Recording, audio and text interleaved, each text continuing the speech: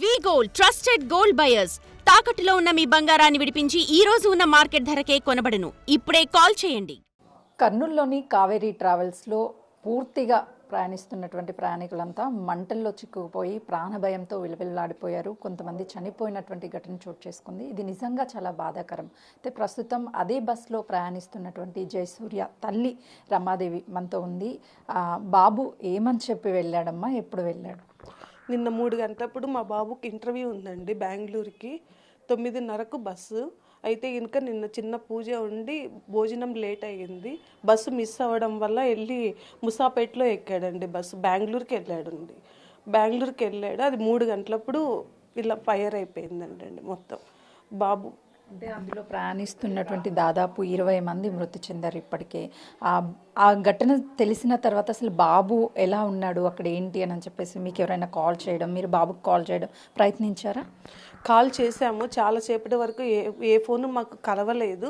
కలవకపోతే చాలా భయమేసింది. అయితే ఇంకా మా అమ్మాయికి వేరే వాళ్ళ ఫోన్ తీసుకొని మా బాబు కొంచెం స్పృహలోకి వచ్చిన తర్వాత ఫోన్ చేసి చెప్పాడండి, ఇట్లా బస్సు ఫైర్ అయిపోయింది, నేను సేఫ్గానే ఉన్నాను అని చెప్పేసి చెప్పాడంటే. కొద్ది క్షణాల వరకు ఫోన్ కలవనప్పుడు నిజంగానే ఆ భయం అనేది మాటల్లో చెప్పలేనిదే అని చెప్పచ్చు కదండి. అసలు ఉన్నాడో లేడో తెలియని సిచ్యువేషన్ కదా మాది. ఏం చేయాలో అర్థం కాని పరిస్థితులు. కానీ నేను అందరికీ చెప్పుకునేది ఒకటే, మా అవసరాల నిమిత్తం మేము ఏదో ఒక బస్సు ఏదో ఒకటి పట్టుకొని ఏదైనా వెళ్తూ ఉంటాం. ఒక డ్రైవర్ని నమ్ముకొని ఇంతమంది అసలు ఏం అన్యాయం చేశారు వాళ్ళు ఆ పిల్లలు పాపం. ఎందుకు వాళ్ళకి అలా అయ్యింది? వాళ్ళు అలా అయినప్పుడు కనీసం డోర్లు ఓపెన్ చేసి ఏమన్నా పగలగొట్టుకోవడానికి కూడా ఏమీ లేవంట. మా ప్రాణాలతో ఎందుకు మీరందరూ ఆడుకుంటున్నారు? దయచేసి ట్రావెల్స్ వాళ్ళకి నేను చెప్పుకునేది ఒకటే, మంచి వాళ్ళని చూసి పెట్టుకోండి. మా ప్రాణాలతో మా జీవితాలతో మీరు ఆడకండి. ఒకవైపు మీ బాబు సురక్షితంగా ఉన్నాడు అని తెలిసింది మీకు, కానీ చాలామంది అందులో ఉన్నటువంటి కుటుంబాలే ఈరోజు చనిపోయినటువంటి పరిస్థితి ఉంది. ఏం చెప్తారు?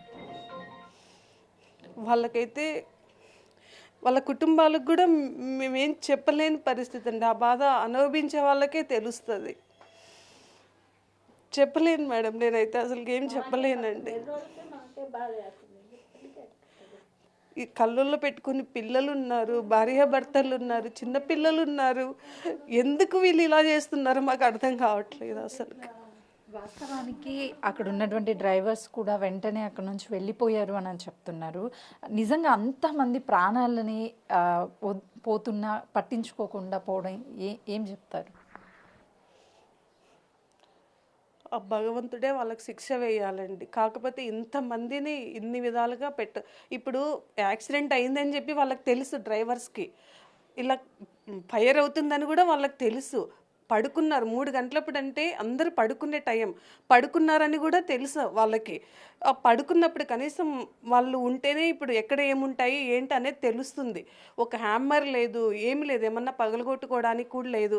ఇలా యాక్సిడెంట్ చేశారు, దిగేశారు, వెళ్ళిపోయారు, బస్సును వదిలేశారు. ఫ్రంట్ డోర్ ఓపెన్ చేసినా చాలామంది బతికుండేవాళ్ళు, కానీ ఫ్రంట్ డోర్ కూడా వాళ్ళు ఓపెన్ చేయకుండా వెళ్ళిపోయారు.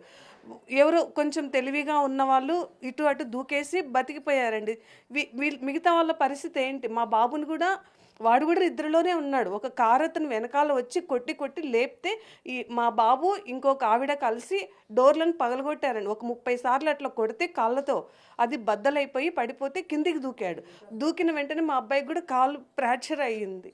ఎన్నో సీటు రిజర్వేషన్ చేసుకున్నాడు మీ బాబు, పరిస్థితి ఎలా ఉంది ఇప్పుడు? 16 అండి, 16 హాస్పిటల్లోనే ఉన్నాడు. 2 కాళ్ళు అయితే ఫ్రాక్చర్ అయ్యాయండి ఇప్పుడు.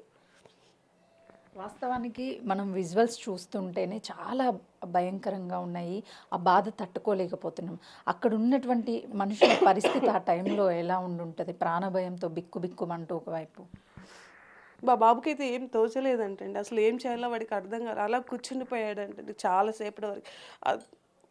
ఘోరమైన పరిస్థితి అంట మేడం. అసలుకి వాడు ఉండడము మాకు ఇంకా ఆ సిచ్యువేషన్లో మా బాబు ఉన్నాడు అనుకోవడం ఊహించుకోలేకపోతున్నాం మేము. అసలుకి బతకడమే మాది అదృష్టం, అంతే మేడం.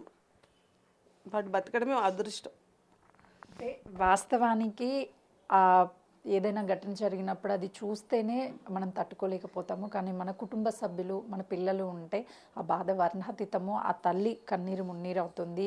అదృష్టవశాత్తు బాబుకి ఏం కాలేదు, కానీ మిగతా వాళ్ళ ప్రాణాలన్నీ పోయాయి. డ్రైవర్ల నిర్లక్ష్యం కంటికి కనిపిస్తుందని చెప్తున్నారు. ఏమవుతారమ్మా జయసూర్య మీకు?